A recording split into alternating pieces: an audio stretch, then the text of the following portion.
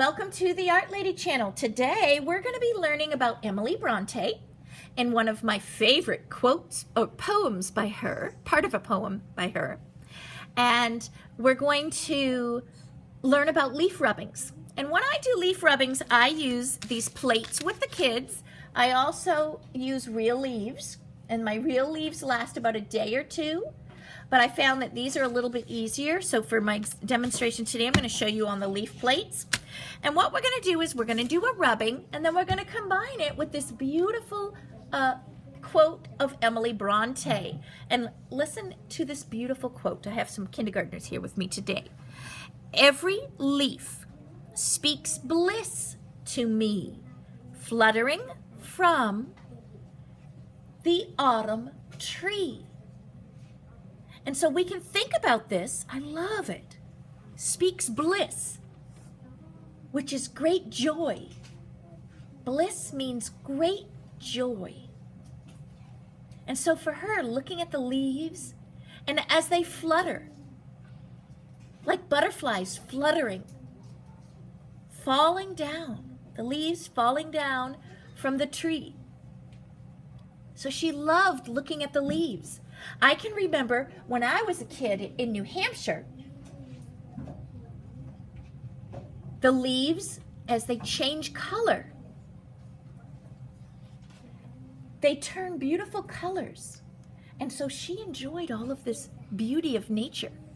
And when the leaves are falling, usually that's in the fall. And so the leaves are just beautiful colors. So imagine beautiful colors falling down from the sky. And Emily just enjoyed watching these colors. So it's just a beautiful, beautiful quote. So what we're going to do is we're going to do some leaf rubbings. And when I do leaf rubbings, I use these crayon, and I call them crayon pucks. And I have a video that I've made if you want to look at how I made these. These are crayon pucks that I've made, and some of them even have a little bit of oil pastel mixed in. And we're going to go ahead and do a rubbing. Now to do the rubbing, what you're going to do is you're going to take your paper, and I'll show you my example here, what I did. And for this project, I'm going to do, I want the poem to be in the center here. And you can either hold your paper vertically or horizontally, but the poem will be written this way. So we're going to do leaf rubbings around the edges. And so you take your paper, and you're going to put the plate under your paper. That way,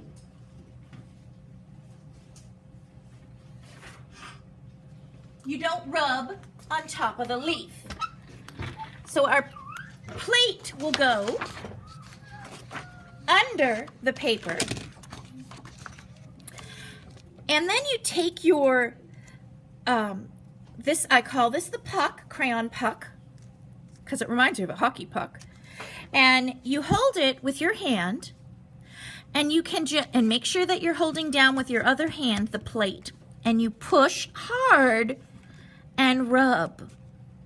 Now, once the leaf appears, you don't keep on rubbing back and forth. You leave it.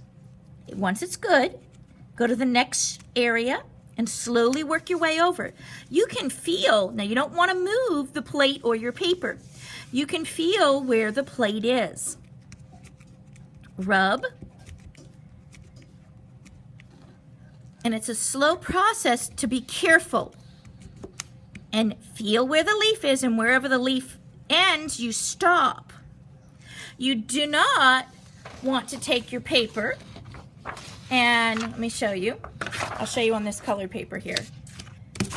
Do this, because that's what's going to happen.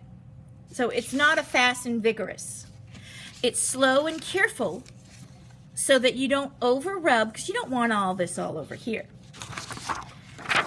So then you're going to place your leaves along the edge, and you're going to help yourself to one leaf at a time. And with the crayon pucks, mine are multicolored, so if you want a specific color, you put it in a certain area. Now this one's made with a little bit of oil pastel mixed in, so it's a little bit softer, and you get a different effect. And you notice I kind of just go in one direction like I'm petting an animal, slowly and carefully, but I'm pushing hard so that it shows up. And I want to do my edges. And then once you have all of your leaves, let me do one more big one to show you. Place it here.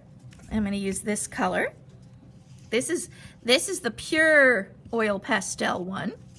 So it's very soft. I found that when I mix about a third of the oil pastel, it works a little bit better. It's easier for children to rub. There. Oops, I missed the spot right there.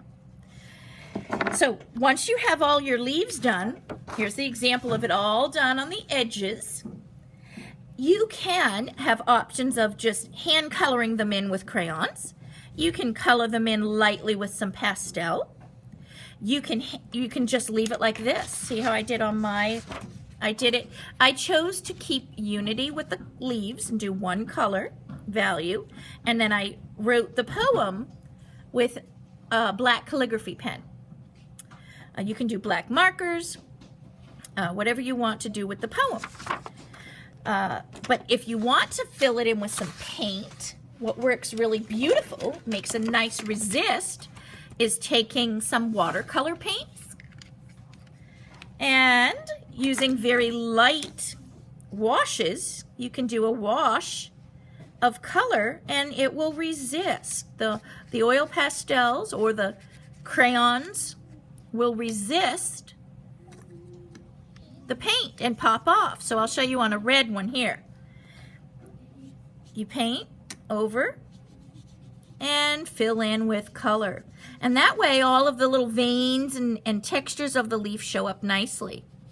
So that's another way of decorating your painting. And then you can write your poem in this negative space in the center. Or actually, when this dries, you could even go right across the top if you keep your colors light enough. That's why I did kind of the values like this so that the poem shows up. But it's up to you how you want to decorate it. Maybe you want to do just all warm colors and then the poem. Or that's why I did cool colors in the leaves, and then you can even color it with warm colors. Cool colors with the rubbing, warm colors for the leaves, and then your black, and that will show up nicely too. So it's up to you how you want to decorate your leaf rubbings.